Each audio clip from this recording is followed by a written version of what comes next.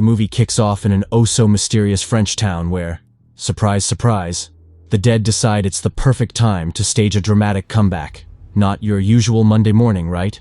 They rise from their graves like they just got a second chance coupon at the cemetery. And what do? Oh, just your typical zombie promenade down the street, turning the town into a scene straight out of a bizarre French horror flick. Now cue the town council, the geniuses who are as puzzled as a cat at a magic show. Apparently the whole world is having a dead revival party and nobody got the memo. The mayor spills the beans. More than 70 million folks worldwide are back from the dead. It's a global phenomenon, like the undead version of a flash mob. In this town alone, over 13,000 residents are back in action. And did I mention they are the picture of health? Forget rigor mortis. These folks are now poster children for zombie wellness. So, what's the solution to this undead conundrum? The mayor, in all his wisdom, decides to gather the resurrected for a little meet and greet at the local community center.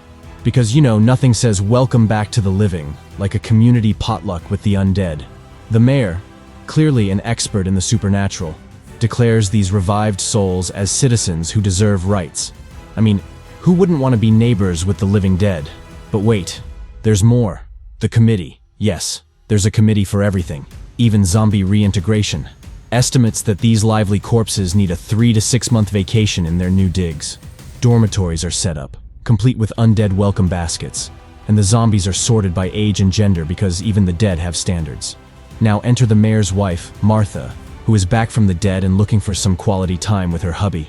But what does the mayor do? He sends her home, because dealing with a zombie apocalypse is less stressful than dealing with a resurrected wife. But hold on, folks. There's a heartwarming side plot involving Isham, a town council member on a quest to find his long-lost son. They navigate the dorms like parents at a chaotic daycare, armed with photos of their missing kid. The officials, probably tired of dealing with the undead daycare, tell them to wait and decide if they want to take their reanimated child home or leave him in the zombie sleepaway camp. And then, in a shocking turn of events, the mayor reunites with his undead wife, who acts like she just got back from a spa weekend. She's all "why are you late?" as if rising from the dead is just another item on her to-do list. Meanwhile, Isham's co-worker Rachel is having a meltdown at home because her dead husband Mathieu has decided to crash the party. She's torn between embracing him or calling an exorcist. The next day at work, Isham shares his profound revelation with Rachel. His undead son is basically the same annoying kid he was before he kicked the bucket. The undead, they're just like us. Who would have thought? Oh, the saga continues in our little French undead soap opera. So, Rachel, the master of avoiding awkward conversations, gets asked if she plans to bring her reanimated hubby, Mathieu, back home. But does she engage in a heart-to-heart about the trials and tribulations of living with a zombie spouse? Nah, she just brushes it off like a speck of lint on her shoulder. The town council, being the brainiacs they are, convene for another meeting because apparently, the return of the undead has triggered a potential unemployment crisis. Who knew zombies were bad for the economy? Not to mention these resurrected folks are as slow as molasses and about as talkative as a penguin at a polar bear party. Efficiency at its finest. But wait, there's more. The council unveils the shocking revelation that the undead suffer from post-death trauma, like a bad hangover after a wild party. Disorientation, sleep issues, and aimless wandering. Sounds like a weekend in Vegas, doesn't it? Yet, miraculously, their motor skills are intact. Now enter Mathieu, the snail-paced architect who's back to his job. But let's be real, he's slower than a sloth on sedatives. Rachel, on the other hand, hasn't bothered to reclaim her undead husband. She's probably too busy perfecting her eye-roll technique. And then, surprise! The undead start Moonlight strolls into the woods, because apparently, it's the hip thing to do when you're back from the dead. Researchers suggest it's either a quest for familiarity or just a side effect of the whole dying and coming back gig. Dr. Gardet, our savior in a lab coat, develops a sedative exclusively for the undead. He trains the security guard, the town's own zombie bouncer, to keep them from turning the woods into a zombie rave. But, surprise, surprise, Mathieu isn't your average zombie. Nope. He's hosting secret undead meetings at his workplace every day. Talk about a work-life-afterlife balance. Meanwhile, Rachel, in a surprising twist, decides to engage in some undead romance with Mathieu. Dr. Gardet, our peeping Tom in a lab coat, catches it all through the window. Fast forward to the mayor's house, where they throw a party to reintroduce Martha, the undead wife, to the family. Yet Martha pulls a Houdini and takes a midnight stroll to the woods during dinner. The mayor, clearly the epitome of party pooper prevention, tries to drag her back to the festivities. But she's on a one-way ticket to no explanationville. As if that's not enough, the council discovers that the undead have a body temperature lower than your average popsicle. So what's the genius plan? Surveillance. They attach cameras to hot air balloons because nothing says undercover investigation, like floating eyes in the sky. Their mission? To catch the undead in the act during their mysterious nightly gatherings. Oh, the joys of living in a town where the undead are not just an inconvenience but also overachievers in the daily fitness department. Surprise, surprise, the reports are in. Whether they're grandmas or toddlers, these resurrected folks are out here covering a solid 9 miles every single day. Forget your Fitbit goals. The undead are setting the bar high, or should I say, walking it. The town council, our brilliant minds in action, wrap up a meeting by promising that when they gather more data, they'll enlighten us with the similarities and frequencies of the undead social gatherings. Because who wouldn't want to know about zombie tea parties and undead book clubs? Now enter Rachel and Mathieu, the dynamic duo caught sunbathing by a lake. Rachel, who initially gave Mathieu the side-eye of skepticism, is now as comfy as a cat on a windowsill around him.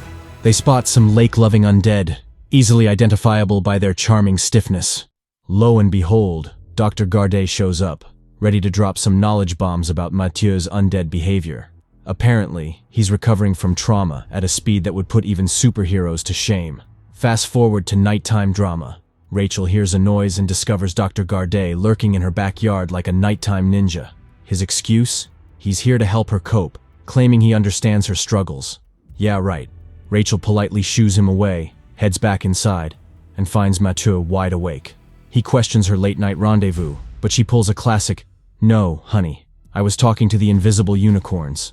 Next day at the office, Mathieu, in all his zombified glory, submits reports that might as well be in zombie code. The boss attempts to understand Mathieu's 1 week's work, but Mathieu's brain is clearly on a permanent vacation. So what do? Demote him to the technical part of the company, where the undead team is probably busy troubleshooting brain glitches.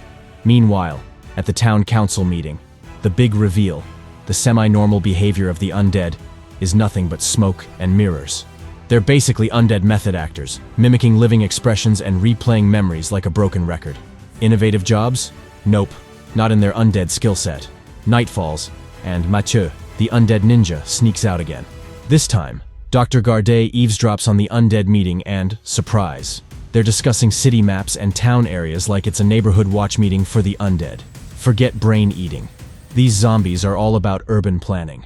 As if that's not enough drama, little Sylvain, the undead troublemaker, decides he's had enough of suburban zombie life. He's banging on doors like a pint-sized zombie Houdini, scaring the daylight out of his parents and the school.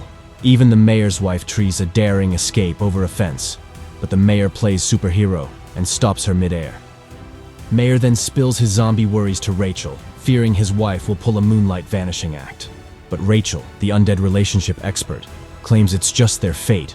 The whole town is in chaos, with undead escapades and nightly undead meetings that make as much sense as a clown at a funeral. So, what's Rachel's brilliant plan to bring Mathieu back to normalcy? She heads straight to Dr. Gardet, the undead whisperer, because who else do you turn to when your husband is on the express train to Zombieville? Ah, the plot thickens in our undead soap opera, and our dear Rachel is hit with the news that her zombified husband is never going back to his pre-death glory days. Forget about a resurrection party. The best Dr. Doom and Gloom can offer is a trip down memory lane. Mathieu, the undead historian, can remember everything before his death, but his grand return is more like a fuzzy rerun than a blockbuster comeback. To add a cherry on top of Rachel's undead Sunday, the doctor reveals a video of Mathieu claiming to have met her just 2 weeks ago, conveniently forgetting the small detail of being dead for a solid 2 years before that. Cue the dramatic eye roll from Rachel. The man can't even get his undead timeline straight. Back at home, Rachel plays the classic game of Where's Mathieu, and, surprise surprise, he's missing without official leave. Meanwhile, in a field, a security guard stumbles upon Mathieu and his undead buddies having a not-so-friendly picnic. The undead are politely asked to leave, but just when you think it's a regular zombie day, boom, explosions galore, because nothing says reanimated life like a good old citywide fireworks display. The mayor, in superhero mode, wakes up to find his undead wife missing. He races around the town like a madman on a mission, only to have his undead plans foiled by a horde of returnees blocking his way. Martha, the undead life coach, calmly suggests he join their undead party since he's apparently teetering on the edge of death himself. And what do you know? The mayor takes the express lane to Zombieville. This is called true love. Over at Isham's place, Sylvain, the little escape artist, is still playing hide-and-seek with the living. His mom is ready to throw in the towel, but Isham, the eternal optimist, insists on keeping the kid forever. In a gravity-defying twist, Sylvain takes a tumble off the balcony and joins a returnee buddy waiting for him. Because why not make an entrance, even in the afterlife? As if things weren't chaotic enough, the military decides to combat undead explosions with a brilliant plan, gassing the returnees into a permanent nap. It's the zombie bedtime story we've all been waiting for.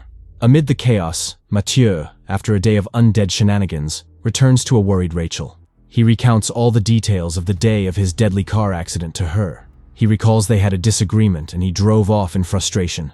Upon returning home, he found Rachel was nowhere to be seen, prompting him to search for her. Realizing that Mathieu was looking for her during the accident, Rachel breaks down in tears. She follows him into the tunnels, planting a tearful kiss goodbye before he vanishes into the undead abyss. And in the grand finale, the military plays cleanup, carting away the comatose returnees like the world's strangest slumber party. The bodies are laid to rest on their graves, and in a cinematic twist, they slowly vanish into thin air.